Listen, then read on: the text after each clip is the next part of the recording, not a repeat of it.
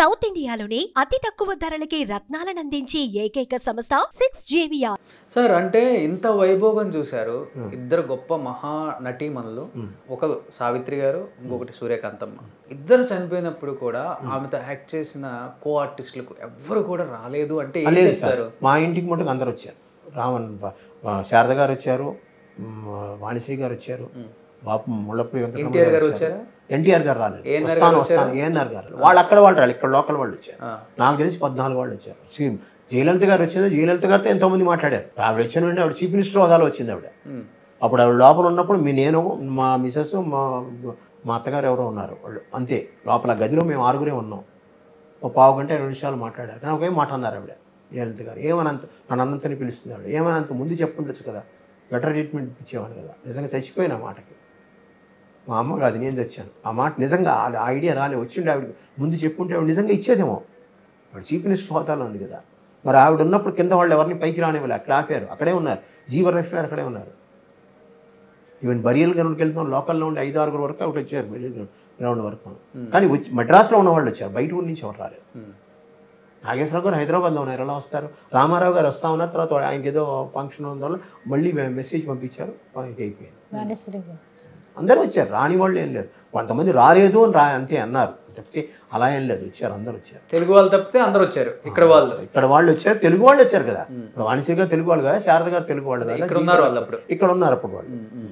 అంజలిదేవి గారు వచ్చారు, రాధాకుమారి గారు వచ్చారు, రావికొండలరావు గారు వచ్చారు.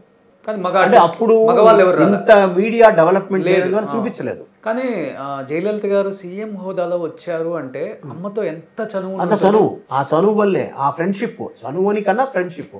వాళ్ళు పోస్ట్ కార్డులో ఇల్లుకి మేము వెళ్ళేవాళ్ళం. ఆవిడ పొలిటిక్స్లో ఉన్నా కూడా ఖాళీగా ఉన్నారంటే అక్కడికి వెళ్ళేవాళ్ళం. వాళ్ళు ఇక్కడికి వచ్చేవారు. వెళ్ళి 10 నిమిషాలు కూర్చొని వెళ్ళిపోయేది ఆవిడ. చూడండి ఉండలేదు ఆవిడ, ఎందుకంటే వాళ్ళు మదరపోయినప్పుడు అమ్మలా చూసుకుంది ఆవిడ. కానీ పెద్దగా ఇద్దరు తమిళ్లో కూడా ఎక్కువ వర్క్ చేయలేదు, తెలుగులోనే 2-3 సినిమాలు అంతే. సంధ్య గారి వల్ల మాకు ఫ్యామిలీ ఫ్రెండ్షిప్ ఉంది గనక. జయలలిత గారు అమ్మగారు, వాళ్ళ అమ్మగారు చేశారు. కేవలం ఇది చేసినందువల్లే కాదు సార్. ఆ కాలంలో ఏంటంటే ఒక సినిమాకి ఇంకో సినిమా షూటింగ్లు ఉంటాయి కదా, ఆ పక్క ఫ్లోర్లోని ఈ ఫ్లోర్లోని ఉంటే అక్కడ కలుసుకుంటారు. ఫ్రెండ్షిప్ డెవలప్ అవడం అలా డెవలప్ అవుతుంది. మీరు చేయవలసిన అవసరం లేదు కదా. ఇప్పుడు తమిళ్లో కొంతమంది నాకు తెలుసు అంటే ఎలా తెలుసు?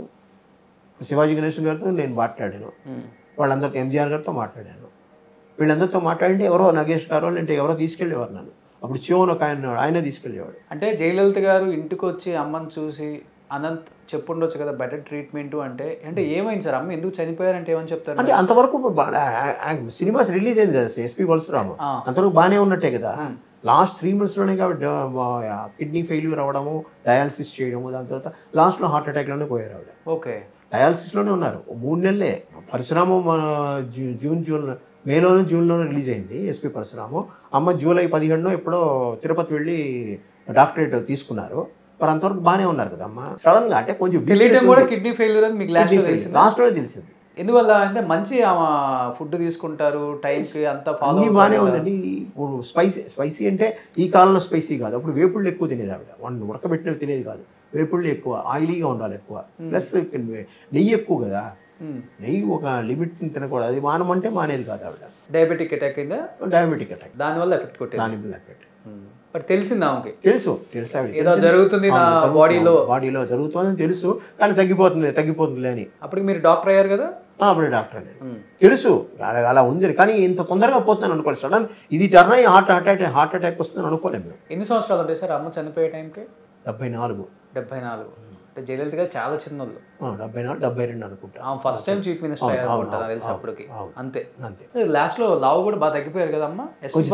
లావు తగ్గిపోయారు, పరశురామకి చాలా బాగా వీక్ అయిపోయారు. అప్పటికి కూడా అర్థమైపోతుంది, సినిమా చూస్తుంటే అర్థమైపోతుంది. బట్ ఫస్ట్ నుంచి ఆమె అదే బాడీ మెయింటైన్ చేశారు. ఈవెన్ మీకు అంత తగ్గిపోవడం, మీకు 1/2లో కూడా అంత తగ్గలే. కొంచెం ముసల్తనం వచ్చిందే కానీ అంత తగ్గలేదు. కానీ ఎస్పీ పరశురామకి వచ్చినప్పుడు కొంచెం ముసల్తనం కనపడిపోయింది. అంటే క్యారెక్టర్ల కోసం ఆమె ఎక్కువ ఫుడ్ తీసుకొని, అంటే మీరు అన్నట్లుగా ఫుడ్ మంచి భోజన ప్రియులు కాబట్టి క్యారెక్టర్ల కోసం అలా ఉండాలి, ఆ హుందాతనం అలా కనిపించాలని అంత లావుగా ఉండే వల్ల, లేకపోతే ఆ ఒంటి తీరు అంతే. ఇప్పుడు మా ఒంటి తీరు మేము శుభ్రంగా తింటాం, మాకేమి రెస్ట్రిక్షన్స్ లేవు.